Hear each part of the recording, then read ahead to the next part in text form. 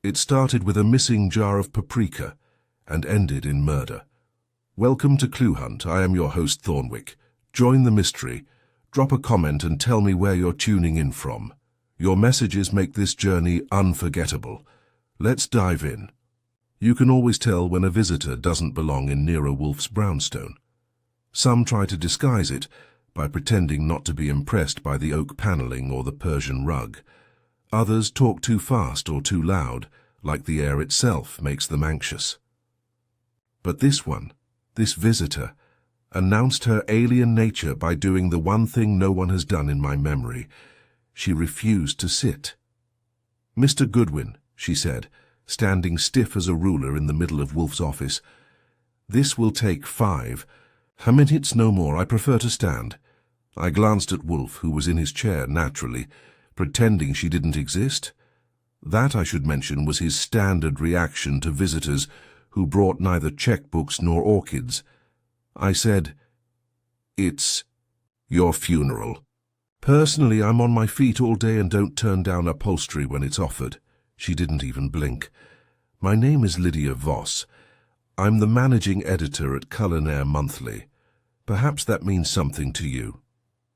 "I'm the one with the photographic memory," I said. "Wolfe's the one with the palate." She turned her eyes on Wolfe like a challenge. "Though I've seen better threats from overcooked lamb shanks. I'm here because something's been tampered with," she said. "And you're the only man in New York who can prove it." Wolfe didn't move, not a flicker. He rarely speaks before 2 in the afternoon unless the matter concerns trout, criminal deceit, or Fritz's salt levels. This was just after lunch, so she was already up against it. "Tampered how?" I asked.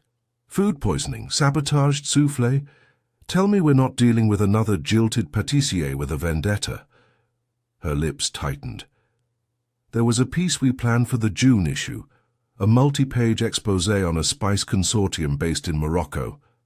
Not just fluff, real investigative work. My writer, Perry LeBlanc, swore up and down he had documentation of price-fixing, fake sourcing claims, and mislabeling of origin." She reached into her handbag, pulled out a folder, and set it neatly on Wolfe's desk, about 2 feet shy of his reach, which meant it would stay there until I retrieved it. "And now," I prompted, "now he's gone to ground. 2 days ago he emailed saying he had cold feet and was pulling the piece. No explanation.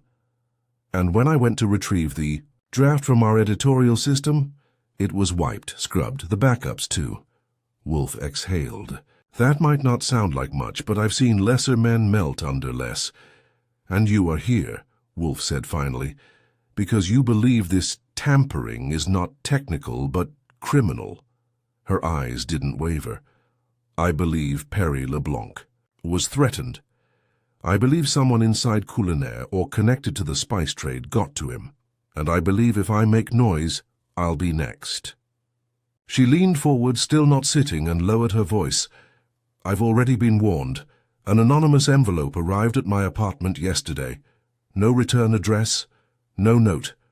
Just a single item inside, a glass jar from my kitchen, filled with nothing but salt." Wolfe closed his eyes. That's how I knew she had his attention. He wasn't napping, he was thinking. I said, "Miss Voss, I hope you don't mind a blunt question. Try me. Why didn't you go to the police?" "Because—" "I'm not stupid," she snapped. "They'd laugh me out of the building. A missing article? An anonymous jar of salt? They wouldn't connect the dots unless I served them in a risotto. But Wolfe, he sees patterns. That's what he does, isn't it?" Wolfe opened his eyes. "I do not leave this house for less than murder," he said. "And not always for that. I find spices agreeable in proper proportion, but they rarely carry criminal consequence. Why should I involve myself?" She hesitated for the first time. Then carefully she said, "Because someone inside Culinaire said your name yesterday. I overheard 2 people talking in the hallway. I only caught a fragment, but one of them said, 'If Wolfe finds out, it's over.'" That was when he looked at her. Not just a glance, he looked, We were officially no longer wasting our time. I gave her points for how she stood there, proud and poised like a woman on the cover of a cookbook who knows the duck à l'orange turned out perfectly. But Wolfe, ever the cynic, simply tapped his fingers on the chair arm. "Mr. Goodwin," he said, "bring the folder." I did. He leafed through it slowly, silently, as if scanning a menu that had hidden implications in every dish. Miss Voss watched him like her life depended on it. When he finally spoke, his voice was low and mild. "This," he said, "is not merely journalism. It is a scandal with multiple chefs. And I suspect, though you have not said so, that one of them is in your kitchen." Her expression gave just the tiniest flicker. Wolfe nodded. "Archie, we will accept Miss Voss's commission." I blinked. "We will?" "Indeed. There is a foulness in this broth, and I detest being named in whispers by those who would poison a dish for profit." Miss Voss let out a long breath, the first real sign she was human after all. Then Wolfe added, "However, madam, if you wish my help, I insist you sit." And for the first time in 35 minutes, Lydia Voss obeyed. Lydia Voss didn't linger. After Wolfe dismissed her, politely of course, which for Wolfe meant a single arched eyebrow and the words, "That will be all for now," she collected her bag, cast one last glance at the folder Wolfe hadn't relinquished, and disappeared out the front door without the usual hesitation guests show on their way out of the brownstone. That either meant she was used to rejection, or she was too rattled to care. My guess leaned heavily on the latter. Once she was gone, I turned toward Wolfe, who hadn't moved. His fingertips rested on the folder, as if afraid it might sprout legs and sprint off without a paper trail. "So," I said, "we're now in the journalism protection racket?" He made a face like I'd suggested we host a fondue party. "Phooey." The woman is discomposed, but not foolish. She brought something worthwhile. He tapped the folder lightly, almost with affection. "This is not merely gossip, Archie. This is, how do the moderns say, disruptive. A consortium of spice brokers under scrutiny for adulteration, collusion, and geographic misrepresentation, all while purporting culinary excellence to an audience that believes molten salt is a moral choice. Still doesn't sound like motive for vanishing writers and threatening editors with kitchen condiments. No?" Wolfe leaned back, lacing his fingers over his belly. "Consider the money, the reputation, the export licenses. Consider what happens when a small Moroccan firm, beholden to no Western oversight, loses its facade. And consider, if you will, the value of silence in such cases." I considered it. It was a fair point. Silence isn't cheap, not when a glossy monthly with a readership of 100,000 threatens to lift the tablecloth. "All right," I said. "Where do you want me to start?" "You will go to the Culinaire Monthly office. Their masthead is listed here." He slid the folder toward me with the tip of one finger, like it was radioactive. "Begin with those closest to the article's development.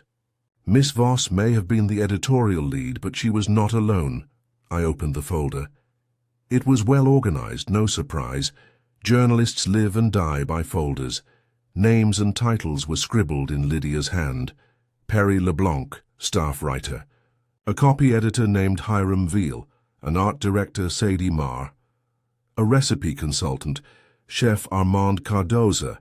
External, not on payroll, noted next to his name. And the managing publisher, Maxwell Roslin, whose title came with the kind of underline that screamed, "Watch your tone." I whistled low.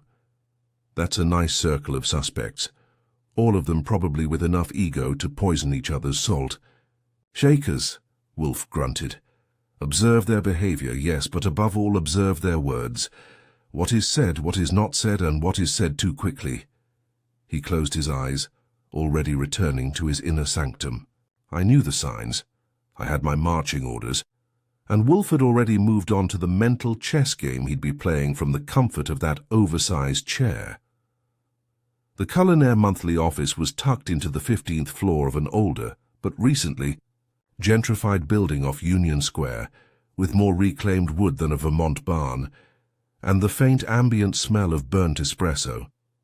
The receptionist had square glasses and the frozen smile of someone paid to say, "They're in a meeting 300 times a day." When I introduced myself as working with Nero Wolfe on behalf of Lydia Voss, her smile cracked about a quarter-inch.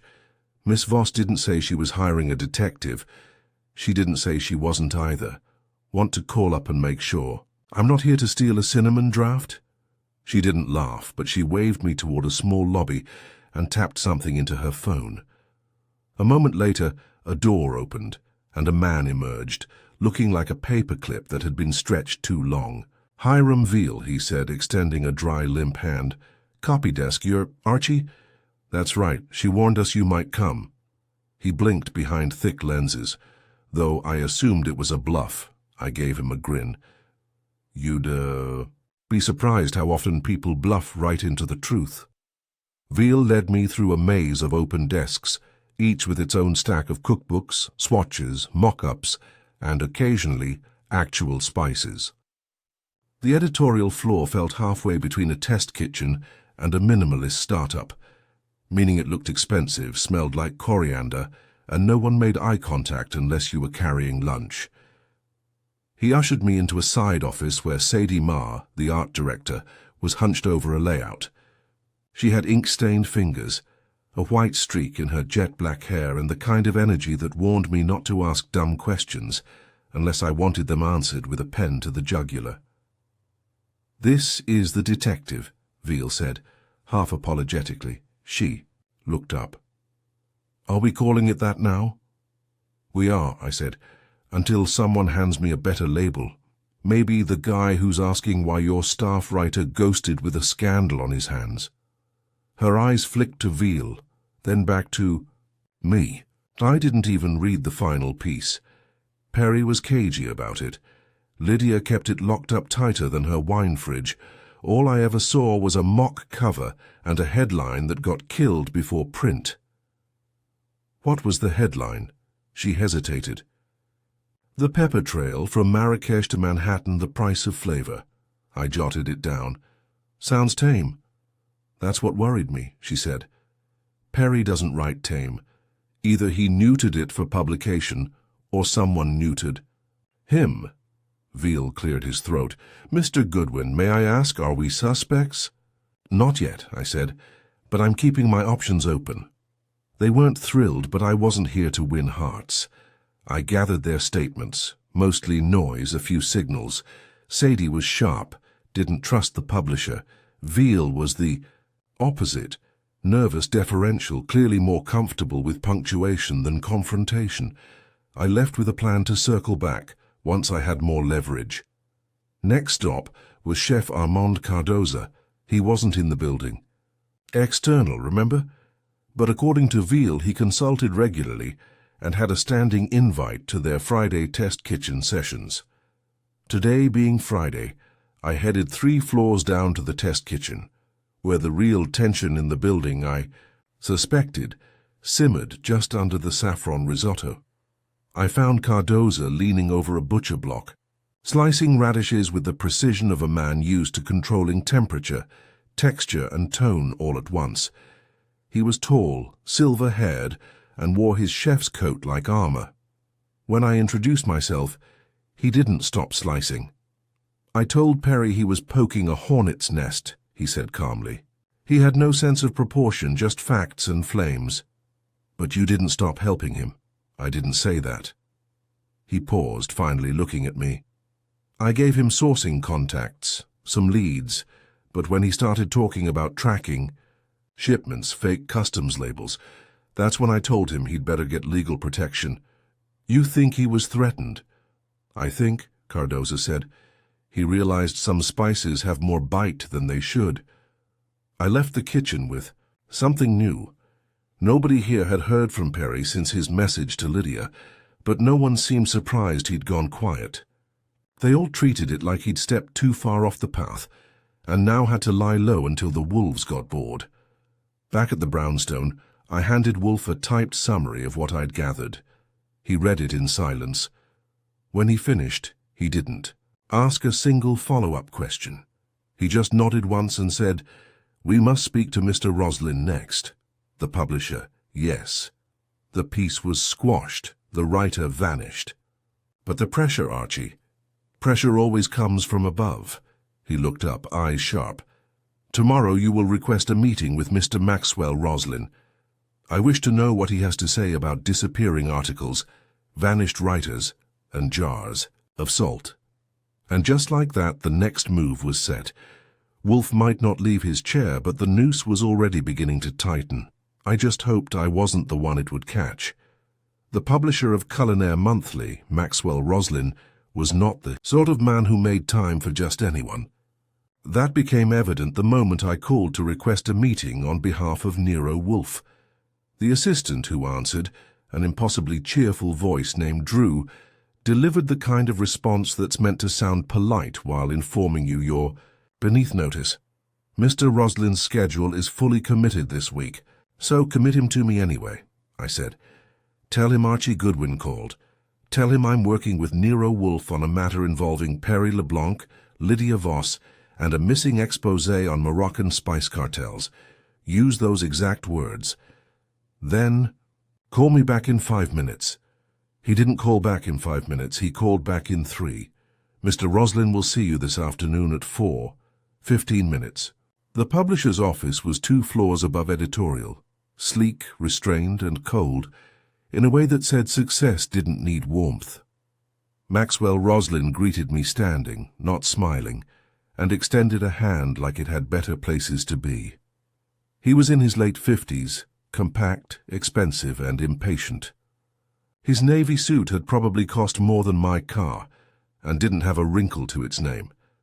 "Mr. Goodwin, I've long respected Mr. Wolfe's reputation, but I must confess I'm baffled as to why you're inserting yourselves into internal editorial affairs, because internal editorial affairs have a way of becoming external criminal ones.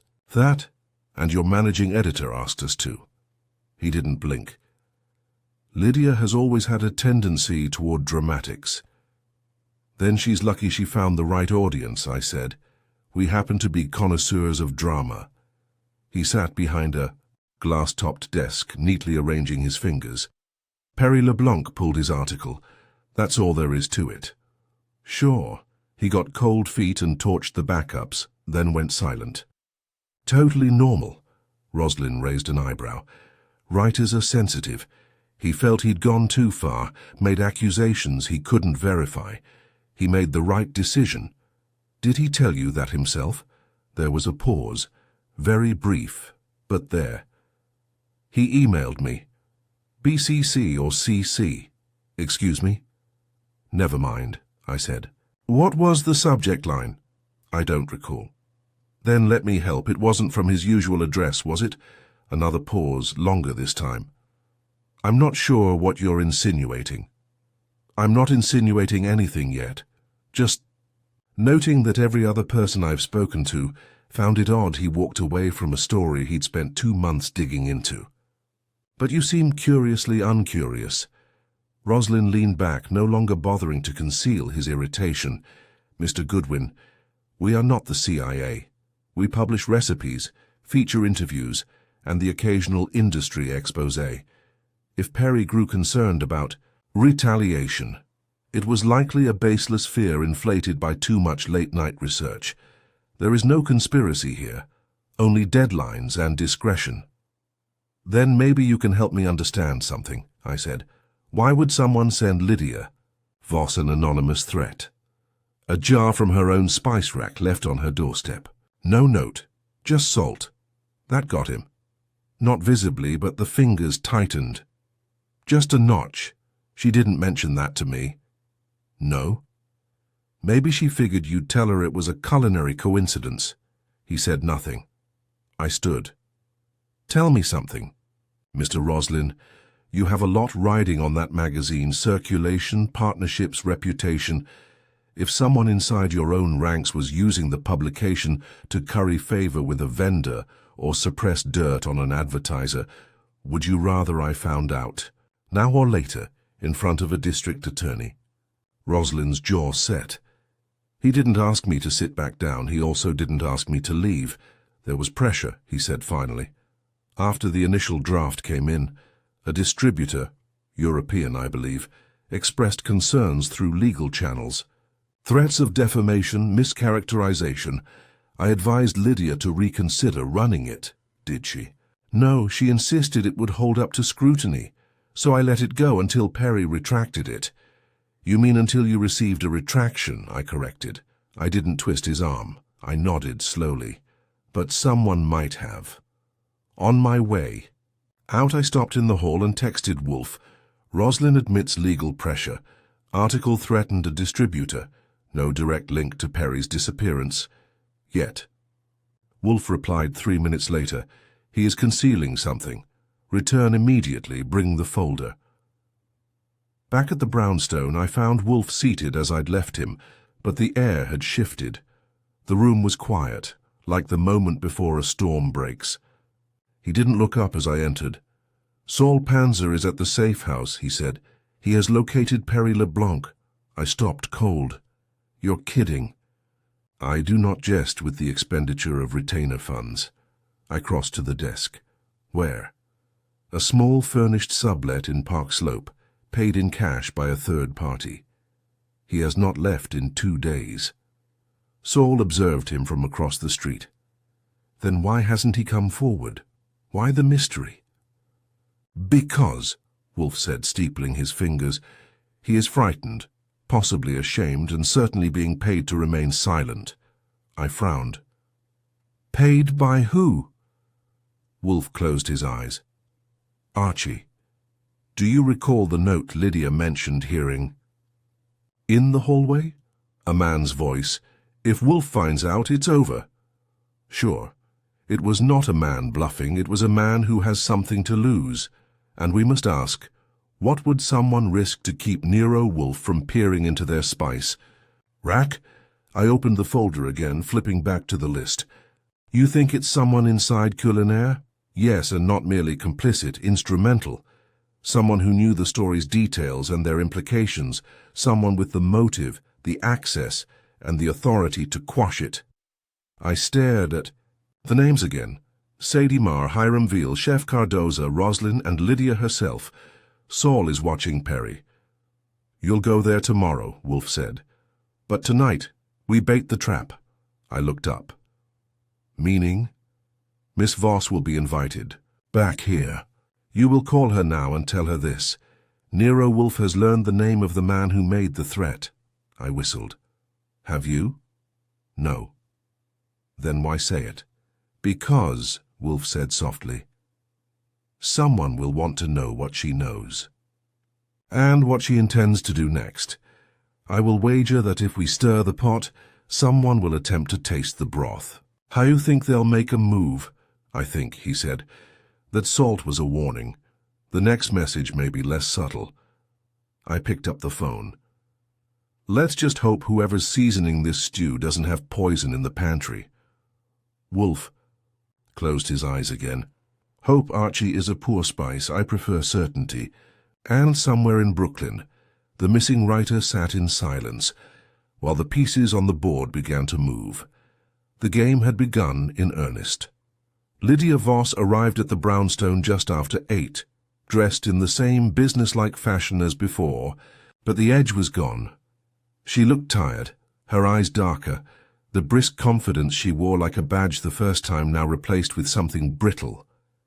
The folder was gone from her hand, replaced by a clutch bag she gripped like it might keep her upright. Fritz ushered her into the office, where Wolfe remained in his chair, flanked by the warm glow of the desk lamp, and a small vase of yellow orchids that signaled he was in a receptive, though not necessarily hospitable, mood. She didn't wait to be prompted. You said you had a name. Wolfe lifted a brow. I said you were to tell us what you intended to do with the name you overheard in the corridor. I said nothing about me having one. Her jaw set. You tricked me. I maneuvered you, Wolfe replied. There is a difference. I was perched near the bookcase, notebook open, but mostly for show. Wolfe didn't need shorthand when his memory could trap a word like a fly in amber. Lydia looked from Wolfe to me and back again, but she didn't get up. "I've spoken to Roslin," I said. "He confirmed someone leaned on you. Legal pressure." Said a distributor came calling. "He's understating," she muttered. "It wasn't pressure, it was coercion. We got a letter from a law firm, thinly veiled threat of defamation, if we printed even a whiff of what Perry was writing.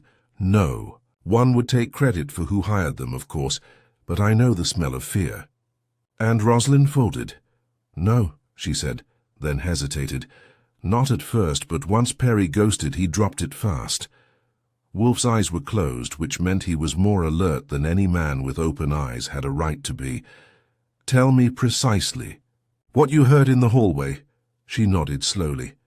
Two voices, one was Roslin's, the other was male, sharp voice, not someone I recognized immediately.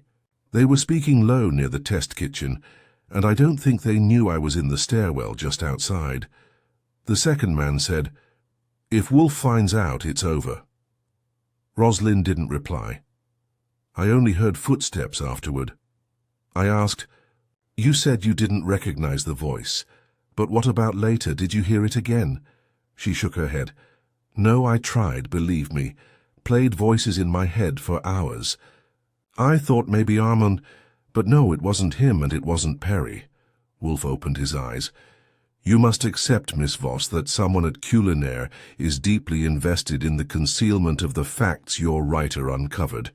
Someone not merely nervous, but complicit." She stiffened. "If you think it's me—" "Pfui." Wolfe waved a hand. "If it were you, I would not have invited you back. No, you are in danger, and you know it. But danger does not always clarify. Sometimes it obfuscates." I asked, "When did Perry first express second thoughts?" She glanced at me. "2 days before he disappeared. He told me he was reconsidering the risk-to-reward ratio. His words, not mine. Then the retraction email showed up. Not even from his primary address." I nodded. "We found him. He's holed up in a sublet in Park Slope." Her eyes widened. "You what? Why hasn't he contacted me?" "Because," Wolfe said, "he fears you may already be compromised." She recoiled. "That's ridiculous." "Is it?" Wolfe's voice remained smooth. "He sees someone destroy the story's draft, send threats and vanish into silence. And you, editor-in-chief, remain untouched. He doubts, Miss Voss. Doubt is natural in a man under siege." Her lips pressed into a line, but she didn't. "Deny it." I moved to the sideboard and poured her a small glass of brandy. She took it without thanks, but drank like it mattered. "Do you want to speak to him?" I asked. "LeBlanc?" She looked up. "Can I?" Wolfe shook his head. "Not yet. First you will attend a gathering. Here, tomorrow evening. Everyone involved in the article's development will be summoned. You will make no mention of our suspicions. You think the threatener will come?" "I am certain," Wolfe said. She looked skeptical. "And if they don't, then they will call or watch or break in." She swallowed. "You think someone's going to try something?" Wolfe didn't answer. He didn't need to. She finished her brandy, steadied herself, and left shortly after, with instructions not to contact anyone but us for the next 24 hours. Fritz escorted her to the door. When it shut, I turned to Wolfe. "You're sure the voice she heard wasn't Roslin's?" "Yes. That means someone outside the editorial team was involved in suppressing that story, not merely outside," Wolfe said. "Above." The next morning, I went to Park Slope. Saul had eyes on Perry LeBlanc from across the street, in a laundromat that served both as cover and convenience. I buzzed the door of the sublet with the name P. Laird taped to the mailbox. It took 3 buzzes before the door clicked open. Perry looked like a man who'd been living off canned food. And fear. Thin, stubbled, underslept. He didn't invite me in, just backed into the apartment like a man unsure whether I came bearing salvation or summons. "I told her to kill the piece," he said without preamble. It wasn't worth it. You told her, via an anonymous email, routed through a burner server and followed by radio silence. I had to disappear. They made it clear what would happen if I didn't. They? He didn't speak. I waited, gave him a minute. Then, it wasn't the spice company, not directly. It was someone on the inside. Someone protecting the distributors. Who? I don't know. They came to me at a bar near the office. Said they knew what I was writing. Said if the article ran there'd be consequences, legal, personal. Did you recognize them? Never saw their face, just a name once, dropped casually. He looked up. Roslyn. I stayed quiet. I know what you're thinking, he said, but I'm not sure Roslyn even knew what was happening. This guy, he said Roslyn was a pawn, that someone higher up had an interest in protecting the narrative. That's when I backed off. I wiped my drive, sent the email, and went to ground. And the salt. He frowned. What salt? I told him. He went pale. They think Lydia's still pushing it. I nodded. She is. So are we. Perry rubbed his hands. Wolfe wants to talk to me? When he's ready. But for now, keep your head down and your ears open. I returned to the brownstone and found Wolfe in the plant room, supervising, the morning misting. He listened without interruption, eyes closed as the orchids drank around him. Roslyn is not the brain, he said after a long silence. He is a chess piece. But someone used his authority as a shield. Then who? Wolfe turned slowly. Who else, he said, has access to Lydia Voss's kitchen? I blinked. You think the threat came from someone she knows personally? Think, he said. We have been looking at the story. But now we must look at the storyteller. He motioned toward the office. Tomorrow evening, all suspects, present, including Miss Voss. I nodded. And then? Then, Wolfe said, we see who cannot stand the heat. And that was how we planned a dinner without food, a trap without bait, and an evening destined to end someone's appetite, for good. The invitation was Wolfe's idea, but I was the one who had to make the calls. That's usually how it goes. He offers the blueprint and I haul the lumber. Each of the invited parties received the same line, delivered in my most cordial, no-nonsense tone. Mr. Wolfe requests your presence at his brownstone tomorrow evening, 7 sharp, for a discussion regarding the suppressed article by Perry. LeBlanc, your cooperation is appreciated and expected. No one refused. Some asked questions. Roslyn wanted to know if this was a legal deposition. Sadie Marr made a noise like she was lighting a cigarette through the phone. Armand Cardoza, the chef, chuckled and asked if dinner would be served. I told him no, only truth. Lydia Voss didn't respond right away, then simply said, I'll be there. By 5 the next evening, Wolfe's office was prepared for siege. Chairs were positioned in a semicircle facing Wolfe's desk, like a tribunal in a marble court.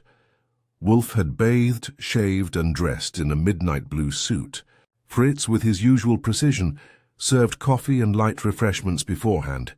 Cheese straws, olives, and something involving smoked paprika that Wolfe pointedly ignored.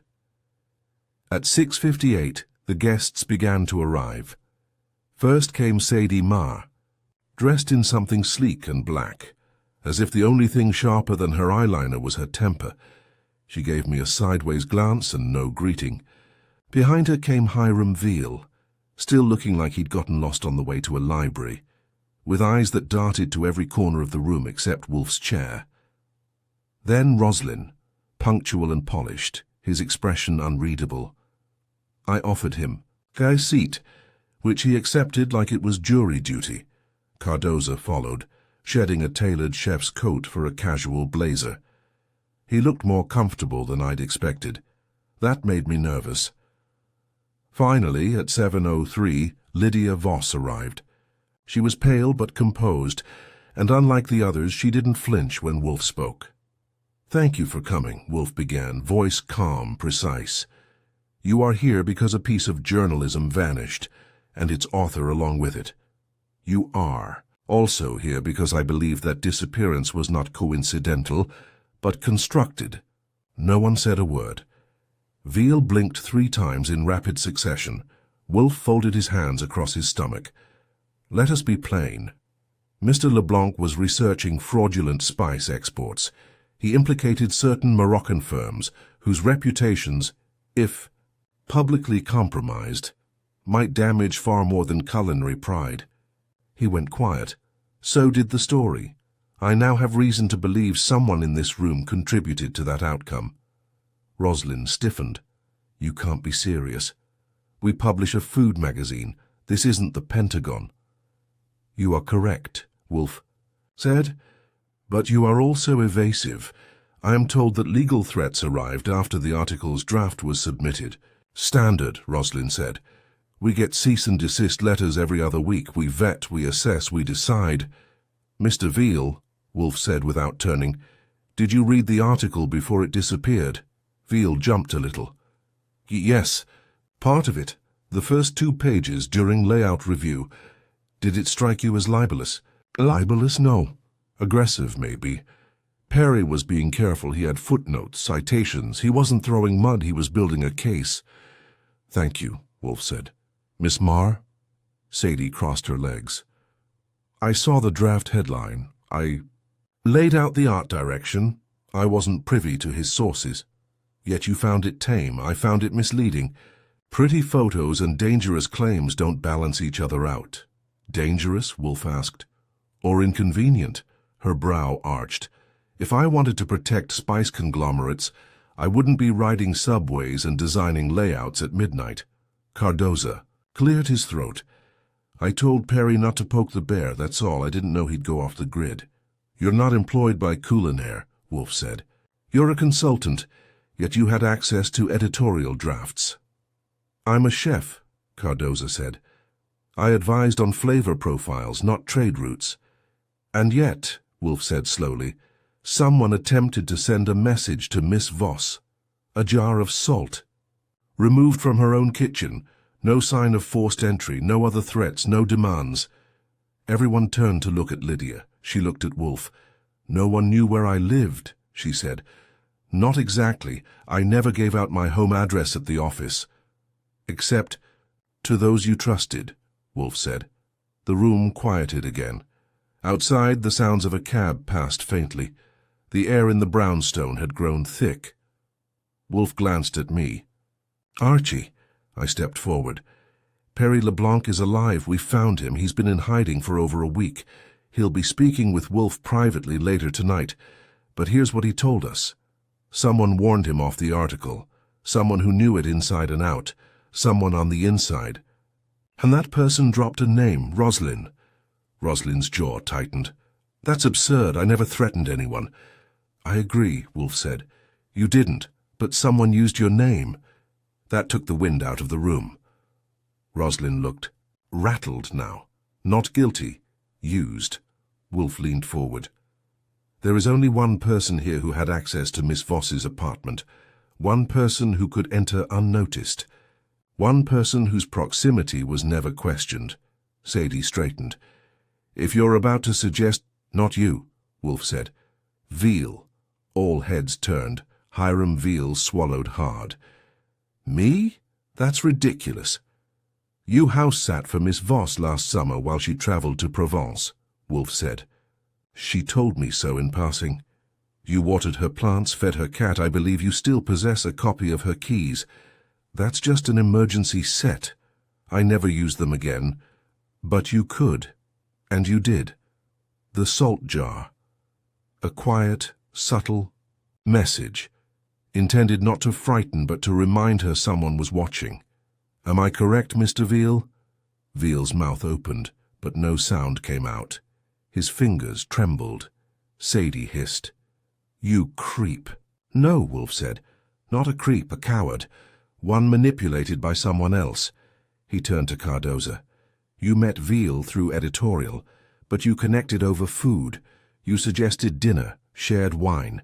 gained his trust. You are the link to the distributors, chef. You didn't want the article stopped, you wanted it redirected, softened. And when Perry refused to budge, you needed him silenced. Not permanently, just long enough to kill the piece. You used Veal to deliver a warning, and when that didn't work, you helped erase the article's trail. Cardoza stood. That's a fantasy. No, Wolfe said. It's a recipe. You supplied the ingredients. Veal stirred the pot. Hiram finally spoke, his voice thin. He told me they'd ruin her, that she'd lose her job, that it was just salt. Lydia stood, trembling. You broke into my home? I didn't want to. He said it was a message, not a threat. That's what a threat is. Wolfe raised a hand, quieting them. Archie. I nodded and stepped into the hall where Sol Panzer had been waiting. He entered with the calm of a man walking into a library. Wolfe gestured to Veal and Cardoza. Please escort Mr. Veal and Mr. Cardoza to the authorities. I have already phoned Inspector Kramer. He will meet you at the precinct. Sol nodded once. Veal sagged. Cardoza didn't speak again. When they were gone, Wolfe sighed. Rosalind stood, still stunned. I can't believe it. You rarely can, Wolfe murmured. Lydia lingered a moment longer. So it was all about control. No, Wolfe said. It was about flavor. The wrong kind. And too much of it, she left quietly. The brownstone settled. I brought Wolfe a glass of beer and took my seat. You know, I said, for a scandal in a spice rack, that one had bite. Wolfe closed his eyes. It also had cowardice, ambition, and misplaced loyalty. He took a sip. Like most recipes gone wrong, and with that, the house returned to its natural order, silence, structure, and a well-balanced meal. The house was quiet again. That's the thing about the brownstone. It absorbs chaos, digests, hit, and then resumes its calm. Wolfe's orchids hadn't suffered. Fritz had kept the kitchen sacrosanct, and I hadn't misplaced my hat. After what we'd just gone through, that counted as a small miracle. Wolfe, predictably, was back in his chair. He'd consumed an entire half-bottle of beer and rejected Fritz's offer of duck confit with a muttered, "Not now." That was Wolfe for "I'm still thinking." He didn't like food when thoughts were unfinished, and tonight there were still scraps on the plate. I was on the couch tapping a pencil against my notepad, wondering if this case would make it into the too strange for publication drawer. You think the police will get a conviction out of Cardoza? I asked. Wolfe didn't open his eyes. They have motive, means, confession, partial but sufficient, and corroborating statements. Yes. And Veal? He will plea. He is too weak for prison. The district attorney will reduce his charge to unlawful entry and accessory. I leaned back. He was a weird one. He was all that nervous blinking, the twitching, like he was one confession away from a nervous breakdown. He was a man ill-suited for duplicity, Wolfe said. Cardoza, on the other hand, is not. That checked out. The chef had played the role well, too well. Not dramatic, not evasive, just helpful enough, just distant enough. Like a man waiting for something to cool before slicing into it. Wolfe continued. He was arrogant. He believed his motives elevated his actions above reproach. That makes him dangerous. He wasn't getting a cut, I said. That's what still bugs me. No blackmail, no envelope full of cash. So why go to all that trouble? Wolfe opened his eyes. Because he wanted to matter. Cardoza knew the distributors were facing exposure. If the article ran, his industry contacts would scatter. But if he could steer it, control the narrative, he'd be the fixer, the man who saved reputations. That would give him leverage. I nodded. So he spooked Perry into disappearing, tried to scare Lydia into silence, and thought the whole thing would collapse before it got hot. Exactly, Wolfe said. But he failed to account for Perry's guilt. And yours. Mine? You are aggravating, Archie, but effective. You pursue doubts the way some men pursue vice. I merely sat. You found the crack. That was almost a compliment. I let it pass without comment, out of respect for the rarity. A knock came at the front door. I went to answer it. Lydia Voss stood on the stoop, hair pulled back, coat buttoned high, a strange look in her eyes, part exhausted, part wired. I stepped aside. I didn't want to wait until morning, she said. You're always welcome if you don't mind a cold room and a hot stare. She managed a small smile. Did they talk? Cardoza denied it until the end. Veal broke first. Blamed everything but his shoelaces. Police took them both. She nodded, stepped into the office and looked at Wolfe. I owe you an apology, she said. Wolfe tilted his head. For what? For doubting your interest. When I came here, I thought you'd ignore me. And then, when you didn't, I thought, maybe it was ego. You were curious because someone invoked your name. That is true, Wolfe said, but also immaterial. I dislike hypocrisy. Especially when it wears an apron, she smiled. Well, you've certainly restored my faith in a few things. Wolfe grunted. She turned to me. Do you think Perry will talk to me? Eventually, I said. Give him time. He thinks everyone's a suspect, including himself. Wolfe interjected. Mr. LeBlanc is suffering from a crisis of integrity. He did not want to vanish. He simply didn't want to be responsible. She sank into the armchair across from Wolfe, uninvited but clearly beyond the point of caring. You think I should fire him? Wolfe considered. No, you should promote him. I blinked. What? Wolfe continued. He has learned a difficult lesson, that truth is costly. He will not forget it. That makes him valuable. Lydia stared at him. You really believe that? Wolfe looked at me. Archie, what do I abhor more than deceit? I thought it over. Noise during lunch? People who overcook eggs? He scowled. Fine, I said. Self-deception? Wolfe nodded. Precisely, Mr. LeBlanc no longer possesses that luxury. He is now an honest man. Lydia leaned back in the chair, letting that settle. For a moment the room was quiet again. No drama, no scandal. Just three people trying to find the edges of normal after a week of silent sabotage. Finally Wolfe stirred. Miss Voss, forgive the indelicacy, but I would ask one final question. She looked up. Did you know Veal still had your keys? Her expression faltered. No. I gave them to him that summer, sure, but I thought he returned them. Ever checked? You did not forget, Wolfe said. You simply chose not to remember. We often do when guilt would be inconvenient. She swallowed. So this was my fault? No. It was his fault. But your lapse allowed it. Lydia nodded. Not happily, but honestly. That was Wolfe's specialty, bringing people to honesty by showing them the crooked line they'd walked. To get there, she stood, brushed her coat straight. Well, I've got a magazine to rebuild and a writer to resuscitate. If you're clever, Wolfe said, you will let the story run, this time with bylines, oversight, and care. She paused. You think we should publish it? Wolfe's eyes closed again. If truth is inconvenient, all the more reason to pursue it. Lydia Voss left the brownstone without further ceremony. I turned to Wolfe. You just saved a journalist's career and possibly relaunched a magazine. He didn't answer. I tried again. You're not going to gloat? Take a bow? Ask me to update your Wikipedia entry. I do not gloat, Wolfe said. I conclude. He rose slowly, very slowly, and headed for the dining room. I followed. Fritz, he called as he moved. Now you may serve the duck.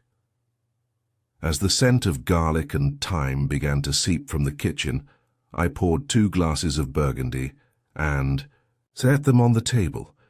Wolfe eased himself into his chair, sighed, and looked over the rim of his glass. "Salt, Archie," he said, "is useful in small measure, but overused it ruins everything, even friendships. Especially those," Wolfe agreed. I lifted my glass. "To seasoning, and the scandal it can start." Wolfe's mouth twitched. "To discretion, and the scandal it prevents." We drank.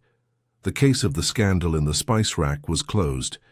The brownstone once again was undisturbed, and tomorrow, if no one else disappeared, we might even get back to the orchids. The next morning began as most mornings do at the brownstone, quiet, deliberate, and smelling faintly of hot coffee and Fritz's cinnamon rolls.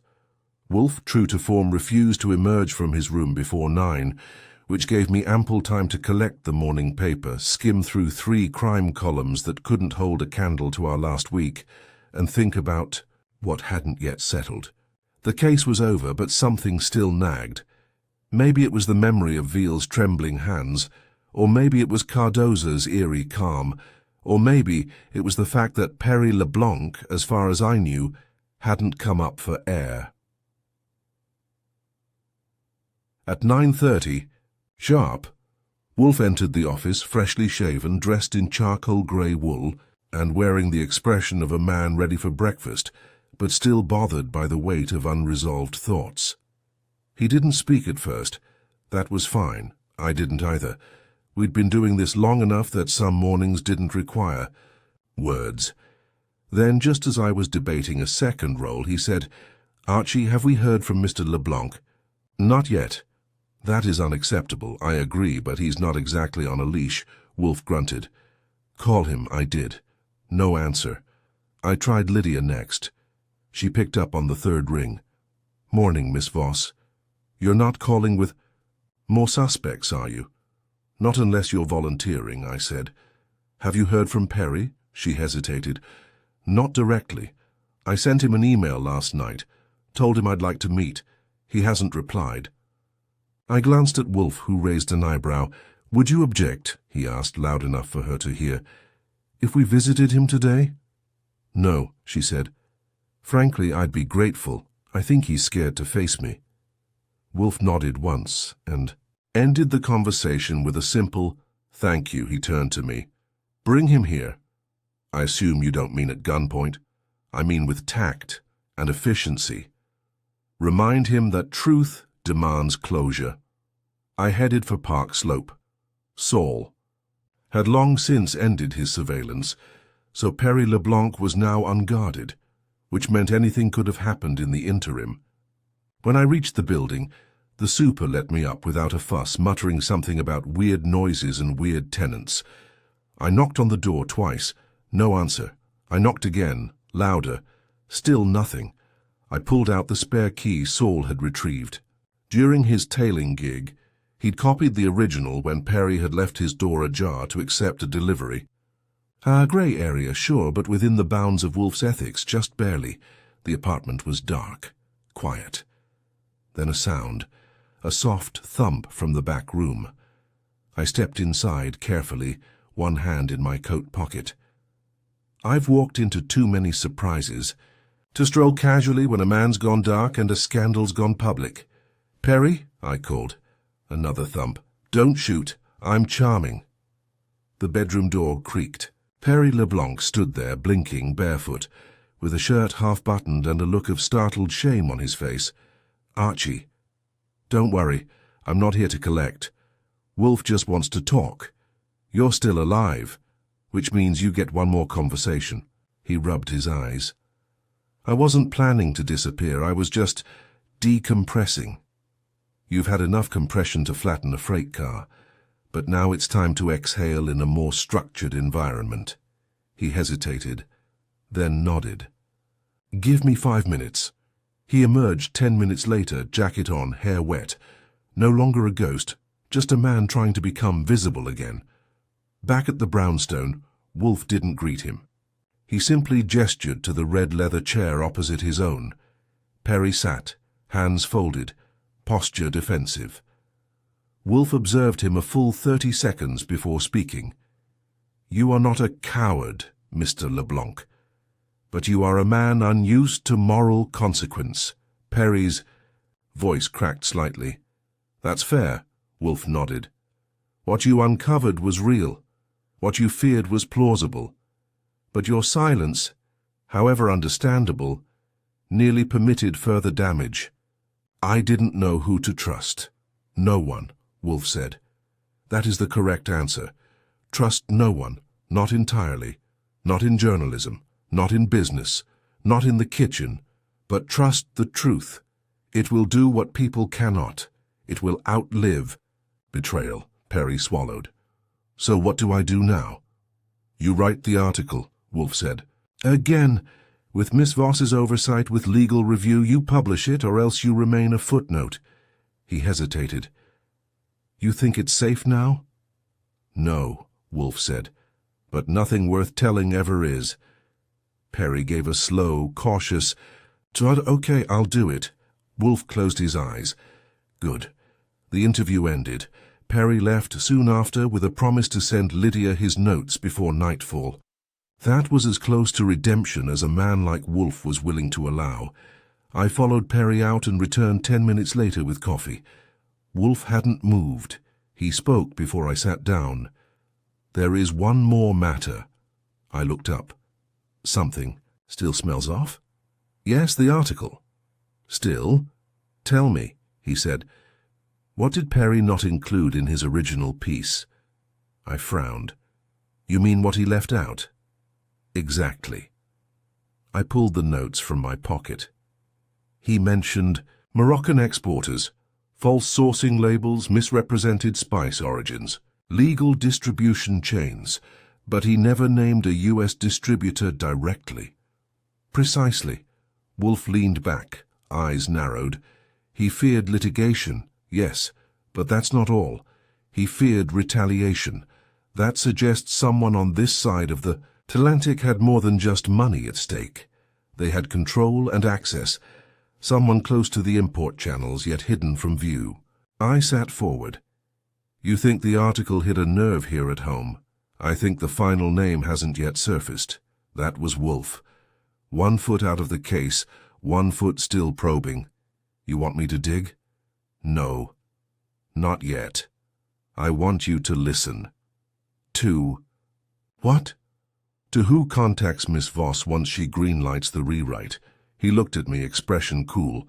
The truest threats don't shout. They whisper. Later that evening, just before dinner, Wolfe received a call. He answered it himself. I watched as he listened, expression neutral, until he said, You're too late. The article will run. Good day. He hung up. Who was it? I asked. Voice in shadows, he said. One we may hear again. I poured his beer. Still worried? No, not worried. Prepared. Dinner was lamb, rosemary potatoes, and the last of the Sancerre. Fritz had outdone himself again. As the brownstone basked in candlelight and peace, Wolfe leaned back, replete. He said, There is a spice called sumac. Sharp, citrusy, often ignored, but in the right hands transformative. I raised an eyebrow. Is this about seasoning again? No, he said. It's about journalism. And that was all he said. Because for Wolfe, the meal was over. The mystery was closed. And tomorrow the truth would be in print. It was just after 10 on a rainy Tuesday morning when the final piece clicked into place, not with a bang, not with a scream or a confession, but with the soft arrival of a magazine. Fritz brought it, in with the second pot of coffee, setting it beside Wolfe's saucer like a garnish. I glanced at the cover and nearly whistled. There it was, Culinaire Monthly, June issue.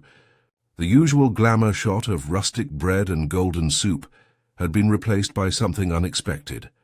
A stark, unadorned image of a burlap sack being opened, with spices spilling into the air.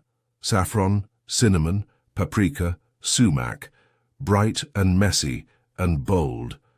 Across the top, in sober type, the headline read, The Flavor of Deception. Inside the Trade That Seasoned the Truth. By Perry LeBlanc. Wolfe didn't say anything for a full minute. He poured his coffee, stirred twice, and finally opened the magazine with the delicacy of a man handling historical parchment. I waited while he read. Wolfe doesn't skim. He reads with the intensity of a man decoding encrypted dispatches, parsing tone, language, and implication like he's gutting a suspect in silence.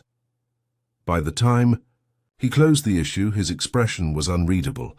That was my cue. "Well, it is satisfactory," he said. Coming from Wolfe, that was the equivalent of a standing ovation. He passed the magazine to me and leaned back in his chair. I flipped to the feature. The article began clean, precise. Perry had learned restraint.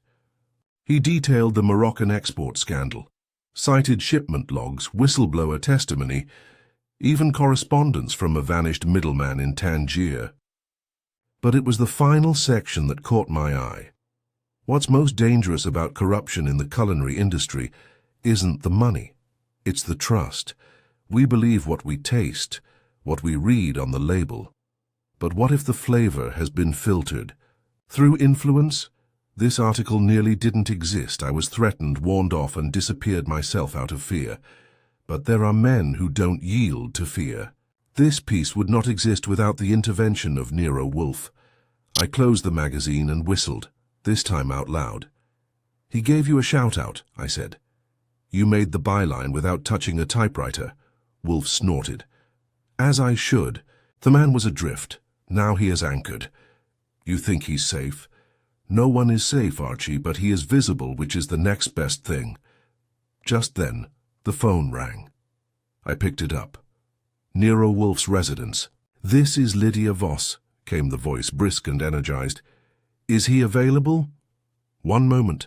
I covered the mouthpiece. "Lydia," Wolfe gestured. "Take it." I nodded and returned to the call.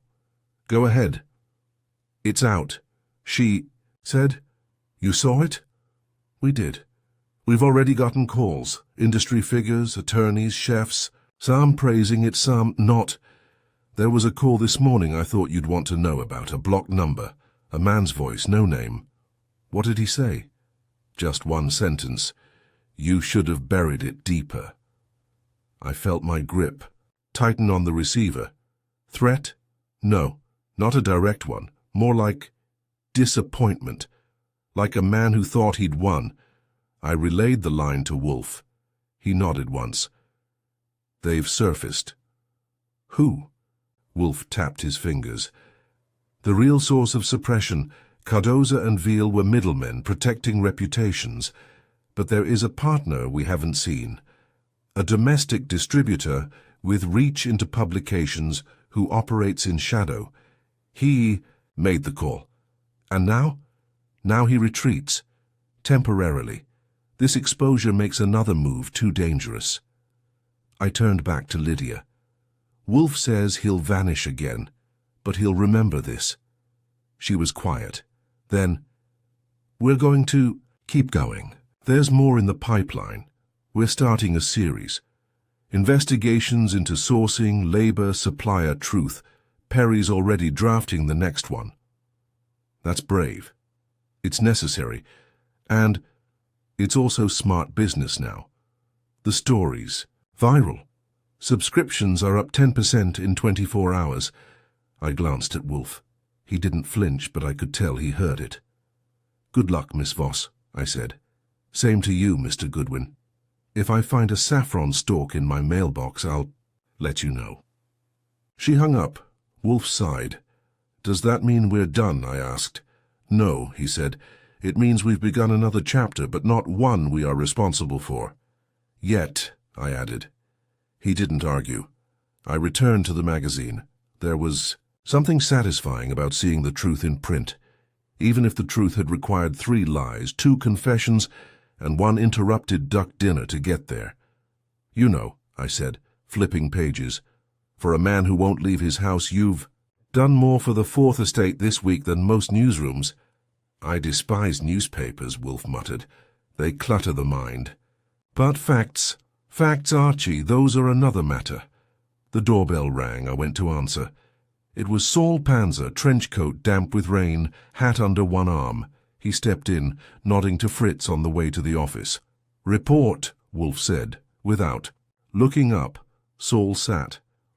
"I did as you asked. Watched the Culinaire office from 8 to 10. Nothing unusual except a black town car idling half a block away. Tinted windows, driver never left. Too clean to be a cab." "Was it marked?" "No.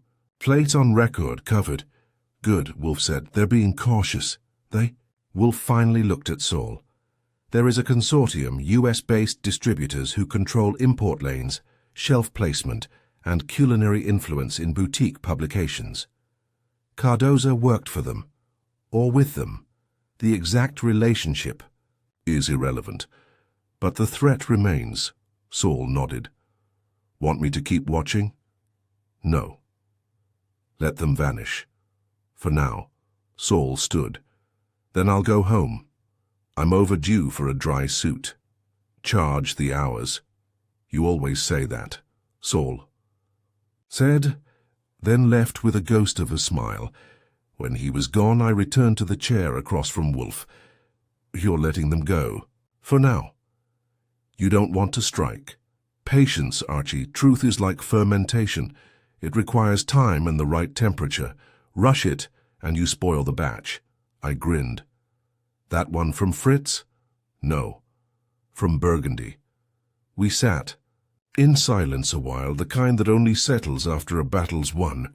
Not with wounds or trophies, but with clarity. Wolfe reached for his beer. "You know," I said, "if someone asked me what kind of case this was, I'm not sure what I'd call it." He raised a brow. "Not murder, not theft, just manipulation, quiet sabotage." "Justice," Wolfe said, "is not limited to the criminal code. Sometimes it is a matter of correcting the imbalance of ignorance and arrogance." I let that sit. He took a sip, then added, "But yes, it was about a spice rack." We both laughed. Then the house was quiet again. 2 days passed. That's usually how long it takes for a storm to leave behind only puddles and conversation.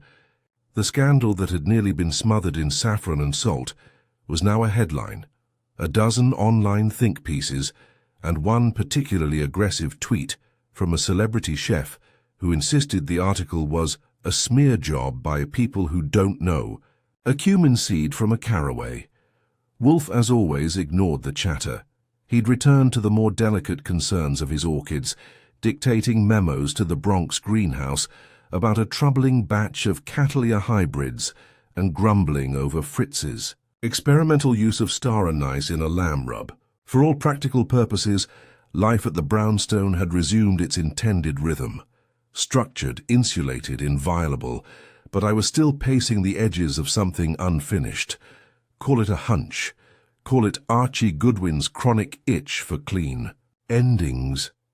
Whatever it was, I couldn't shake the sense that one piece was still out of place.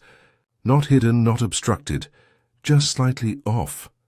So I did what any self-respecting legman would do. I retraced our steps. I went back to Culinaire Monthly under the pretense of returning Perry's notepad, which he'd left on Wolfe's desk during his last visit.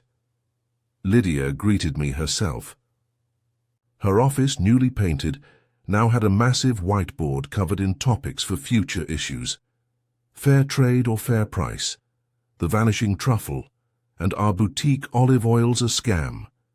She looked like someone who'd just inherited a castle and was determined to map every secret passage. "You're checking up on us," she said. I grinned.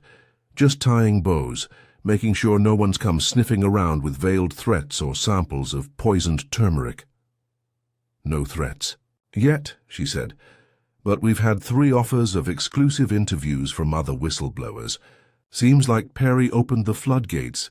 Let's just hope no one drowns." She handed me a mug of strong coffee and glanced at the notepad I returned. "Anything else you need?" I hesitated. "You still in touch with your art director?" "Sadie?" "Sure, she's sticking around." "She ever tell you who replaced the draft layout files, the corrupted ones?" Lydia frowned. "No, but I assumed it was Veal. He had system access, and he admitted as much to the police." "Yeah," I said, But I talked to the IT contractor this morning on a hunch. She blinked. You? I can be charming when necessary. He said the deletion happened from a guest terminal. Not Veal's login, not Perry's either, and not yours. That gave her pause.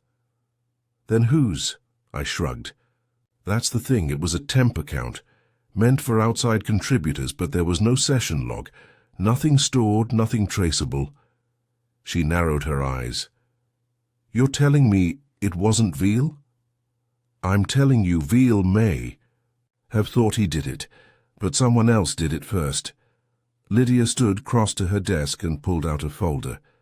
I never told you this, she said, but 2 weeks before the article vanished, we had a new advertiser reach out through back channels. Said they wanted a full-page spot for their spice brand. It was odd, too eager. I passed it to Roslin. He said we didn't have the space. What was the company? She slid the folder across. The page showed a mock-up ad, Tamor Global Trade. Premium spices ethically sourced. My stomach turned. That name never came up before, I said. No, but you've seen it. Look at the bottom line. I read the fine print. A subsidiary of Ardensia Holdings. And just like that, the piece that hadn't fit slid into place. I stood. I have to go. Lydia looked puzzled. You okay? I smiled tightly. I think I finally know who whispered Wolfe's name in the hallway. Back at the brownstone, Wolfe was already seated, sipping beer, pretending not to be invested in anything beyond hops and silence. I entered, tossed my coat over the chair, and said, You remember Ardensia Holdings? He opened one eye. The name has come up.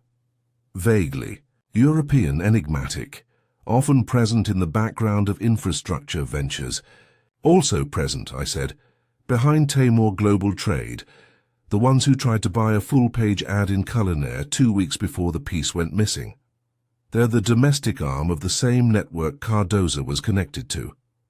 Wolfe sat upright, not abruptly but with the measured gravity of a man who's heard a clock start ticking. They used a shell to buy legitimacy, he said, and when Lydia declined their ad, they decided to own the silence instead, which means they were watching before the article vanished. They planted the voice in the hallway. They had someone on site. Wolfe closed his eyes. Of course. He opened the desk drawer, pulled out the invitation card from the gathering he'd hosted. He tapped the name. Sadie Marr. I frowned. Sadie, but she had access to files, to layout terminals, to Veal's insecurities.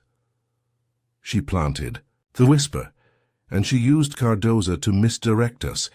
She knew we'd find the message, but not the messenger. I let that sink in. She never once mentioned Tamor, I said. She didn't have to, Wolfe replied. She needed the article gone. Cardoza was a willing accomplice, Veal a useful pawn, and now that the article has run, she will retreat until the next publisher, the next layout room. I blew out a breath. She's good. She's careful, Wolfe said, but she made one mistake. What? She underestimated the value of trust. Lydia trusted her. Perry respected her. You tolerated her. That is how she stayed invisible. But even a shadow has a source. I looked at him. You want me to go to Lydia, tell her? No, not yet. Let her enjoy her victory. The article is live. Her credibility is restored. We will not salt the earth while the seedling grows. I blinked. You're going to let Sadie go? For now. Wolfe, she will make another move, Archie, and when she does, we will be watching. There was a knock at the door. Fritz answered it. A courier handed him an envelope, sealed in heavy parchment. Fritz brought it in. Wolfe opened it, extracted a note card. He read it, then handed it to me. It read, in careful script, Tell Mr. Wolfe, I admire restraint, and I never cook with salt. I don't grind myself. SMI stared at it. She knows. Of course, Wolfe said, folding the card. She always knew. I sat back. So this isn't the end? No, Wolfe said. It's the beginning of the second course. Outside, the rain had stopped. The brownstone for now was quiet again. But the kitchen somewhere out there was already heating up, and we'd be ready. You said Section 10, 1,200 words. ChatGPT said, by Thursday morning the scandal had evolved into a ripple, no longer crashing waves, but still carrying weight. Calls came in from 2 national radio shows looking to interview Lydia Voss. Fritz fielded them. As he does all inquiries Wolfe considers superficial distractions, which is a polite way of saying media requests go straight to the compost bin. Wolfe had no interest in celebratory parades. As far as he was concerned, truth did not need applause, it needed endurance. I, on the other hand, still had an appetite for detail. So I took the morning to visit the Brooklyn Café where Perry LeBlanc had reportedly returned to writing. A quiet place off Atlantic Avenue, all pale brick and pour-over coffee. I found him at a corner table, sleeves rolled, fingers moving over a laptop like a man who had something to say and no time to waste saying, till he looked up when I walked in. Archie, don't worry, I said. I'm not here to break your kneecaps. I just wanted to see the man who made Wolfe raise an eyebrow. He gestured to the seat across from him. I sat. You still hiding from anonymous threats? I asked. He shook his head. No, not anymore. I think they've moved on, or they've seen the writing on the page. I nodded toward the screen. Another exposé? Maybe, he said. I've got enough leads to write 10, but none of them scare me quite the same way. That first one, I didn't know what I was inviting in. You do now. Now I know, Perry said, that information's only power, if you're willing to carry it past the part where it gets heavy. I liked that. I made a mental note to use it later and pretend I came up with it. I owe you guys, he added. You owe Wolfe, I said. I was just the taxi service. He smiled. Still, I wouldn't be sitting here if you hadn't found me. I'd still be holed up like a tin of smoked paprika nobody wanted to open. You're going to be fine, I said. The ones who admit fear and move anyway, those are the ones who learn how to walk again. He looked out the window. What about the others? Cardoza's done. Veal will squirm through with community service and a very quiet departure. As for Sadie Marr, she's back at her desk. Perry blinked. Seriously? For now. Wolfe says the fire's been contained, but we're keeping the hose nearby. He didn't ask for elaboration. That's how I knew he understood. I left him to his coffee and words, heading back uptown with that rare feeling of forward movement. The case hadn't ended in handcuffs for everyone, but the arc had bent, as Wolfe liked to say, toward correction, if not perfection. Back at the brownstone, I found Wolfe not in the office, but in the plant rooms, first floor western wing where the temperature is set for delicate hybrids, and only Fritz or I are allowed to enter without an audible sigh of irritation. Was speaking softly to a Miltoniopsis orchid, which I took as a sign he was in an unusually mellow mood. Perry's back in circulation, I said. Working, steady hands. As he should be. Lydia's already teasing the next article. Of course she is. And Sadie Marr is still at her desk. Wolfe gave the orchid one last mist and turned toward me. Yes. You're really going to let her stay free? She's not free, she's watched. I folded my arms. That enough for you? Wolfe's eyes narrowed slightly. There are enemies you defeat. Others you disarm. And a few you simply let overreach. You think she'll overreach. I think she already has, and I think she will again. We moved back to the office. Wolfe resumed his seat, grunted for Fritz to bring beer, and settled into the kind of stillness that would make a statue look hyperactive. You know, I said, when this all started, it was just a missing article and a jar of salt. Salt, Wolfe said, was once worth more than gold. Men have gone to war for less, and now they send it in anonymous envelopes. Progress, he muttered. I sat down across from him. There's one thing I still don't get.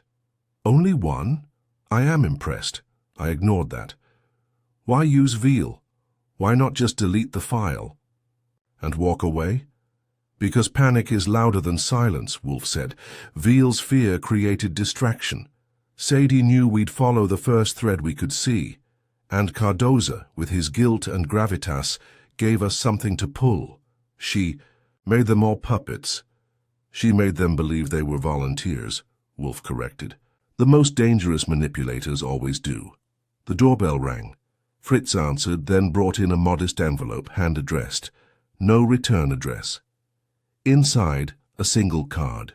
Flavor is a matter of balance. You won this course. Let's see who seasons the next. Swolf didn't move for a moment.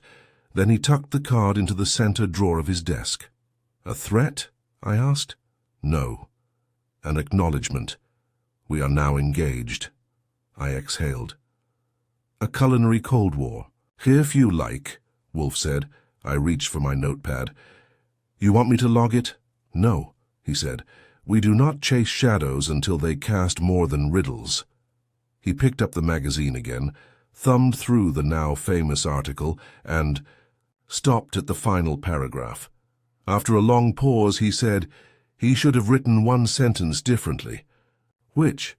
There are men who don't yield to fear. Wolfe shook his head. Better to say there are men who yield and yet continue. That is the greater courage. I jotted it down. Wolfe wouldn't want credit, but I'd find a way to quote him in something. Dinner in an hour, he said. What's on the menu? Roasted poussin with cumin, I grinned. Going exotic, huh? Not exotic. Appropriate. One must reclaim the corrupted. And that was Wolfe all over. Orchids and order. Scandals and sources. Always one step ahead, not chasing crime, but correcting it, trimming it back like a stubborn vine trying to grow where it didn't belong. Another case closed. Another truth unburied. And somewhere beyond the brownstone, a woman in black gloves sharpening her next whisper. We'd be listening. The story didn't end with a bang, a gunshot, or a deathbed confession. That's not how Wolfe operates. He doesn't sweep the board. He rearranges it until every piece has no choice but to fall where he wants it. It ended instead on a Thursday evening, as storms slid off the skyline and Fritz served duck with orange glaze and braised fennel, both of which got Wolfe's rare verbal approval. But the real course was served earlier, in the form of a simple manila envelope from a private courier Wolfe had hired discreetly, behind even my back. That part he enjoyed. I watched him slice it open with a silver blade he uses exclusively for correspondence, a relic from Montenegro, or so he claims. He removed a stack of glossy papers, flipped through them, then handed me the top one. "Recognize the woman in the corner?" he asked. I squinted. The photo was grainy, taken from a distance, but sure enough, Sadie Marr, black coat, sunglasses, and a cigarette, stepping out of a nondescript warehouse building in Queens. In the background, stacked pallets labeled Taymor Global Trade in stenciled letters. Saul? Yes. 3 days ago. She's not hiding very hard. No. She wants us to see, or rather she wants us to know that we saw but that we can't touch. I leafed through the photos. Ma meeting with 2 men, one in a tailored navy coat, the other in a cheap windbreaker, one face familiar, one not, both now filed under Wolfe's mental tabulation of people to remember if the world misbehaves. You gonna turn these over to the authorities? I asked. No, that didn't surprise me. She hasn't broken the law, he said.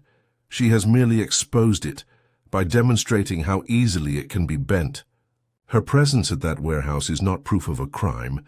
It is proof of involvement, which, I said, isn't the same as guilt. Precisely.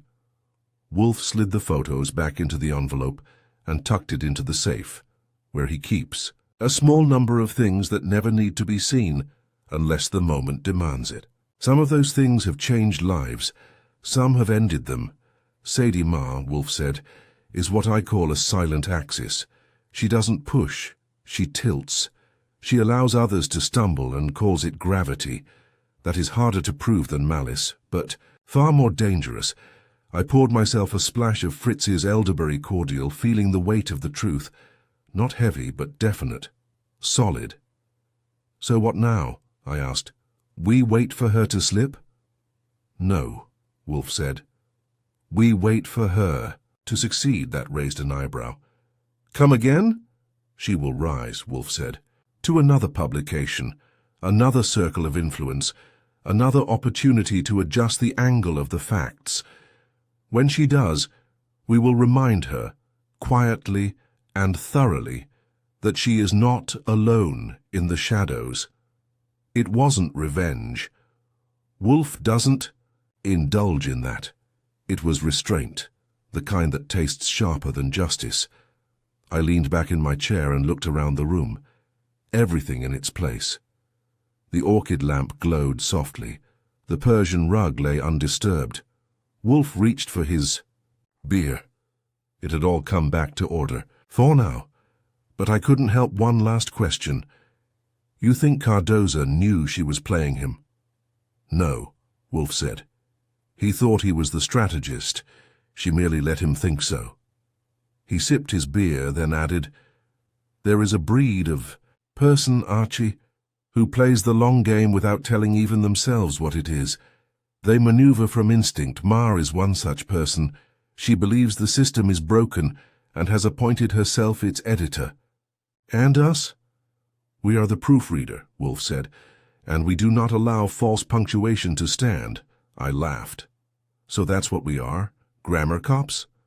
No, he said with a small sigh. We are loyal to the integrity of language, of truth, of taste. Fritz entered just then to announce dinner. Wolfe stood, a rare occurrence outside of crisis or cuisine. Come, he said. There is fennel, and it is properly seasoned. As we moved to the dining room, I thought about the last line of Perry's article. Wolfe had scoffed at it, called it inflated. But I understood why Perry had written it. Sometimes a man needs to believe in boldness. Sometimes he needs to be reminded that fear can be outlived. And sometimes a jar of salt on your doorstep is just the beginning of the story. The fool. Article had survived. The truth had made it to print. Wolfe hadn't left the house.